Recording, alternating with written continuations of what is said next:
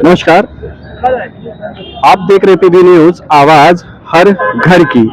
इस समय मैं मौजूद हूँ, मेरे पीछे आप देख रहे हैं मानवर कांशीराम जी स्मारक इको गार्डन। ये लखनऊ का इको गार्डन धरना स्थल जो बनाया गया है, और आज जो आप हमारे पीछे देख रहे हैं ये 69,000 शिक्षक भर्ती के वो शिक्षक हैं जिनकी कलम से ये तय होता है, जिनकी कलम से देश का भविष्य बनता है, जिनकी कलम से लोग डॉक्टर बनते हैं, वकील बनते हैं, यहाँ तक कि मिनिस्ट्री, प्रधानमंत्री, राष्ट्रपति बनते हैं। और आज वही शिक्षक यहाँ पर धरना स्थल पर अपना धरना दे रहे हैं। तो आइए हम जानते हैं कि इसका क्या प्रकरण है, ये किस उद्देश्य से ये अपना धरना दे रहे हैं। जो कि आप सामने देख रहे हैं, एक बड़ा बैनर लगा हुआ है और उसमें सीधे लिखा है 69,000 शिक्षक भर्ती आरक्षण घोटाला, पिछड़े और दलितों के आरक्षण पर ये नेता मौन क्यों है, ये सवाल आज ये शिक्षक पूछ रहे हैं। और यही सवाल पहले भी होता आ रहा है कि जो SC ST OBC और जो अल्पसंख्यक के जो नेता है, जो वर्तमान सरकार में, संसद में, विधानसभा, लोकसभा में जो बैठे हुए हैं, जो कैबिनेट में है, वो क्राइम के प्रति, जो शोषण हो रहा है उसके प्रति वो चुप क्यों है। आइए जानते हैं। हमारे बीच में मौजूद हैं जो भीम आर्मी के राष्ट्रीय अध्यक्ष माननीय मनजीत सिंह नौटियाल जी, उन शिक्षकों का समर्थन देने आए हैं और उन शिक्षकों से बात करने आए हैं। और शायद उन्हीं से जानते हैं क्योंकि आज यहाँ पर मौजूद है। और मैं बता दूं कि उत्तर प्रदेश में जहां भी कभी किसी बहन, किसी भाई, किसी जातिगत शोषण होता है तो वहां भीम आर्मी के पदाधिकारी और भीम आर्मी के राष्ट्रीय अध्यक्ष मनजीत सिंह नौटियाल जी वहां पर पहुंचते जरूर हैं। सर, क्या प्रकरण है ये? 69,000 शिक्षक भर्ती का आंदोलन है, काफी दिनों से चल रहा है जी। और इसको सरकार जिस प्रकार से इसमें घोटाला हुआ है जी जी, जो OBC और SC ST की जो सीटें थी उस पर जनरल कास्ट के लोगों को बिठा दिया है। और हमारे प्रदेश के माननीय मुख्यमंत्री ये कह रहे हैं कि ये गलती हुई है। तो गलती हुई है तो फिर इसको सुधारा क्यों नहीं जा रहा है? कितने वर्ष इसको गलती को सुधारने में लेंगे? और प्रदेश के मुख्यमंत्री सरकार में बैठे हुए भी अगर प्रदेश के शिक्षकों को अगर न्याय नहीं दिलवा पा रहे हैं तो इससे बड़ा दुर्भाग्य नहीं हो सकता है। क्योंकि शिक्षक हमारे देश की वो रीढ़ है जहाँ से शिक्षा समृद्धि का रास्ता निकलता है, उन्नति का रास्ता जहाँ से निकलता है। और अगर यदि शिक्षक को अपनी अधिकारों को सुरक्षित करने के लिए रोड पर बैठना पड़ेगा तो मैं समझ सकता हूँ ये देश प्रदेश का दुर्भाग्य है। सर, जिस तरह से आप पीछे देख रहे हैं कई सारी पार्टियां हैं, तो सर ये पार्टियों के लोग भी बैठे हुए हैं, यहाँ तक कि ST SC OBC अल्पसंख्यक लोग भी हमारे विधानसभा लोकसभा में बैठे हुए हैं। तो इनसे क्या अपील करना चाहेंगे, क्या उम्मीद करना चाहेंगे? जो आरक्षण के दम पर हमारे लोग जो संसद और विधानसभा में बैठे हैं, वो मैं समझ सकता हूँ कि बाबा साहब ने एक बात कही थी कि जिस समय आरक्षण को इस देश के अंदर लागू किया जाएगा तो विरोधी लोग हैं तो आरक्षण को वो हथियार बनाकर आप लोगों के लिए ऊपर इस्तेमाल करेंगे।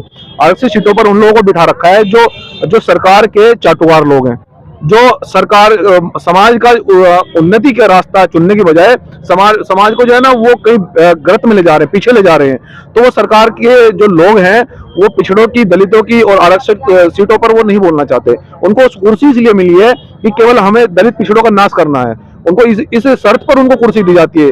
और बाबा साहब ने जो कहा था वो सही हो गई है बात। तो अगर क्या SC ST लोग संसद और विधानसभा में नहीं है, जो क्या लोकसभा में नहीं है, वो हमारी बात को इसलिए नहीं उठा रहे हैं कि उनको पहले कहा गया कि आप जब भी दलितों पर, पिछड़ों पर हमला होगा, उनके अधिकार छीने जाएंगे, उनकी नौकरियां छीनी जाएगी कि आप लोग मौन बने रहोगे, आपको नहीं बोलना है, तभी आपको कुर्सी दी जाएगी। तो इस शर्त पर उनको कुर्सी दी गई तो क्यों बोलेंगे?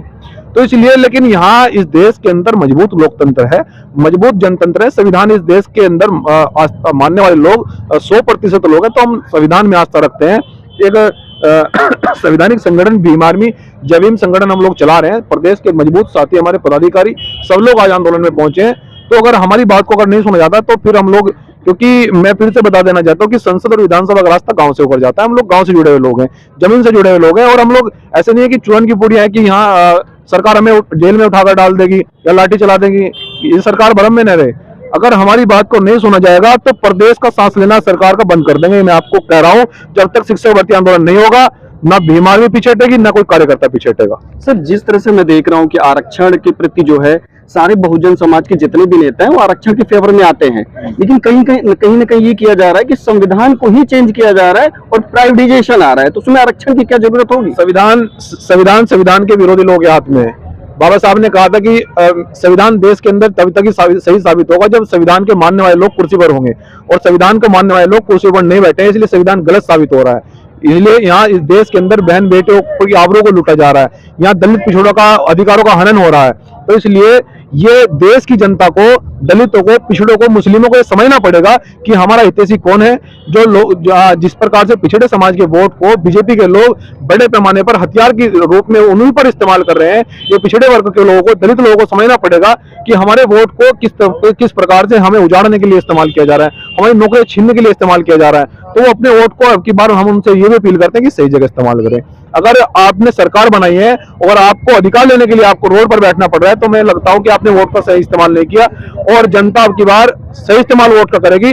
और सही इस्तेमाल जब वोट का होगा तो किसी की हिम्मत नहीं होगी कि हमारे अधिकारों का हनन हो, हमारी नौकरियों को छीना जाए, सबके साथ न्याय होगा। सर, आपने बोला कि सही लोग को जो है जनता हमारी चुनेगी, तो सर इस समय जो जनता भ्रमित है, क्योंकि हमारी जो पार्टियां हैं ना, वो जो भारत देश की यानी कि उत्तर प्रदेश की कुछ ऐसी बहुजन पार्टियां हैं जिन्होंने सब अलग अलग पार्टियां बना रहे हैं। जैसे आप देख लीजिए, बहन जी जो है बसपा अलग हो गई, आजाद समाज पार्टी अलग हो गई, राजभर जी की पार्टी अलग हो गई, अनुप्रिया पटेल जी की पार्टी अलग हो गई।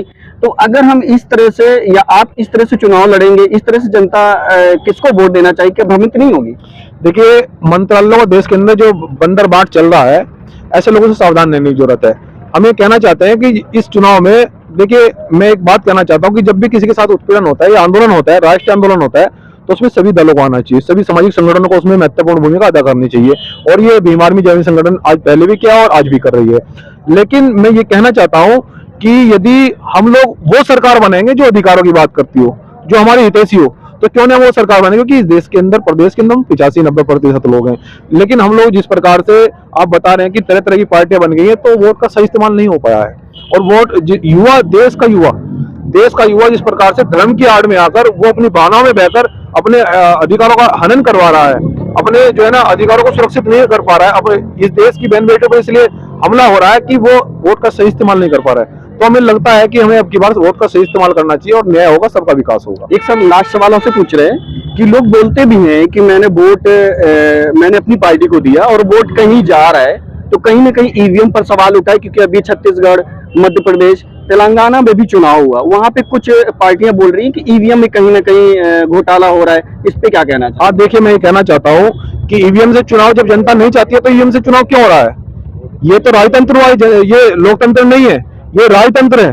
जब देश की जनता चाहती है कि ईवीएम से चुनाव नहीं हो, बैलेट से चुनाव, तो बैलेट से चुनाव क्यों नहीं हो रहा है? लेकिन मैं आपको ये कहना चाहता हूँ, भीम आर्मी जय हिंद संगठन एक छोटा सा कार्यकर्ता होने के उद्देश्य से, देखिए हमारे पास राजनीति की ताकत नहीं है आज, हमारे पास सामाजिक ताकत है। और सामाजिक ताकत में मैं देश की जनता से अपील करना चाहता हूँ, हम लोग इसमें भी आंदोलन करेंगे और इस सरकार से और प्रदेश जो चुनाव आयोग है और माननीय सुप्रीम कोर्ट है, हम उनसे अपील करेंगे कि बैलेट से चुनाव हो, ईवीएम से चुनाव न हो। और अगर जनता, इस देश की जनता अगर भीम आर्मी जय हिंद संगठन के साथ मजबूती से खड़ी होगी, तो हम ये कह रहे हैं कि ईवीएम से चुनाव नहीं होने देंगे। मैं वादा कर रहा हूँ लखनऊ में। यार जी ने बोला कि मैं भीम आर्मी का छोटा सा कार्य करता हूँ। मैं बता दूं, यही मंजीत सिंह नौटियाल जी जो है, कहीं भी किसी भी बहन बेटी का या किसी भी हमारे भाई का या किसी भी वो जातिगत विशेष कहीं भी उसका शोषण होता है, तो सबसे पहले पहुंचने का काम और न्याय दिलाने का काम करते हैं। मुझे इनका परिचय देने की जरूरत नहीं है। हो सकता है कि कुछ लोग जानकर भी अनजान बन रहे हो, तो मैं बता दूं कि ये मंजीत सिंह नौटियाल आज हमारे बीच बैठे, आप देख सकते हैं।